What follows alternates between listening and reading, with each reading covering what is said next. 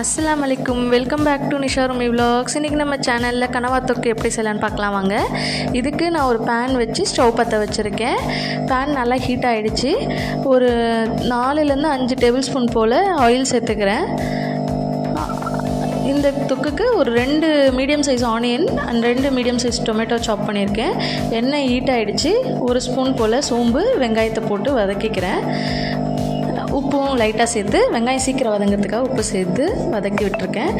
Close பண்ணி வச்சுருக்கேன். ஒரு 5 மினிட்ஸ் கழித்து ஓப்பன் பண்ணி பார்க்குறேன். வெங்காயம் நல்லா வதங்கி வந்திருக்கு.